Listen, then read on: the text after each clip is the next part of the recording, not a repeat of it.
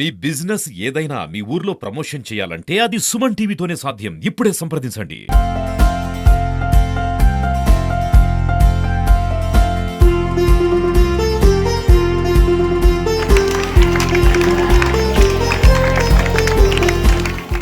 రాష్ట్ర విద్యాశాఖ మంత్రులు గౌరవనీయులు శ్రీ నారా లోకేష్ గారి జన్మదిన సందర్భంగా ఎర్రగొండపాలెం నియోజకవర్గంలో ఉన్నటువంటి బాలికలు ఎస్సీ ఎస్టీ బీసీ బాలికల యొక్క హాస్టల్స్లో ఈ జన్మదినం జరుపుకోవాలని నేను నిర్ణయించుకోవడం జరిగింది.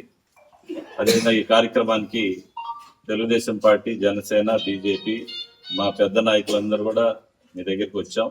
అదేవిధంగా మన ఏఎస్డబ్ల్యూ గారు, వార్డెన్ గారు ప్రత్యేకించి మీ దగ్గరికి రావటంలో లోకేష్ బాబు గారి జన్మదినం పేరు మీద మీ దగ్గరికి వచ్చి మీకు నోట్బుక్స్ కానీ, పెన్స్ కానీ, పెన్సిల్స్ కానీ, ప్యాడ్స్ కానీ ఇవన్నీ కూడా ఇచ్చి హాస్టల్లో ఉన్నటువంటి మనకు కావాల్సినటువంటి అవసరాలు ఏదైతే మీరు చదువుకుంటున్నారో మీకు అకామిడేషన్స్ కానీ, అదేవిధంగా మీ బాత్రూమ్స్ కానీ, ఇక్కడ ఏదైనా ఇన్కన్వీనియంట్ పరిస్థితులు ఉంటే వాటన్నిటిని కూడా ఆకలింపు చేసుకొని భవిష్యత్తులో ఒక పర్మనెంట్ సొల్యూషన్ ఆలోచించడానికే ప్రత్యేకించి నేను ఈరోజు హాస్టల్స్లోనే ప్రత్యేకించి ఫర్ గర్ల్స్ హాస్టల్స్లో ఈ కార్యక్రమాన్ని పెట్టుకోవటానికి ముఖ్య ఉద్దేశం అంటే మీ రక్షణ, మీ భద్రత మాకు ప్రత్యేకించి అవసరం.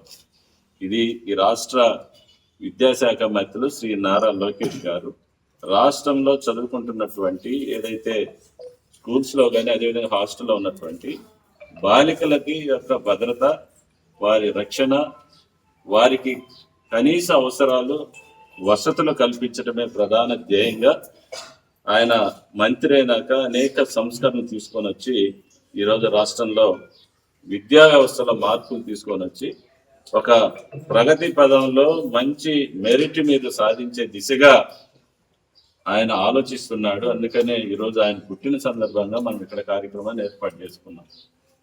ప్రత్యేకించి మనకు ఏఎస్డబ్ల్యూ గారు ఉండటం మన అదృష్టం. వాస్తవంగా ఇంతకుముందు ఆమెను ఏమైనా గుర్తించిందో లేదో నాకు తెలియదు, కానీ గత ప్రభుత్వాల్లో చాలా అధ్వానంగా హాస్టల్స్ కానీ నేను చూస్తూ ఉన్నా. ఈరోజు అకామిడేషన్స్ లేక, గవర్నమెంట్ సైట్స్ లేక, పర్మనెంట్ బిల్డింగ్స్ లేక ఈరోజు మనం కోట్ల రూపాయలు వెచ్చిస్తూ ఉన్నాం ప్రైవేట్. దీనికి ఎంత అయింది మేడం? 40,000 ప్రతి నెల మనం కడుతుంది ప్రభుత్వం మీకోసం.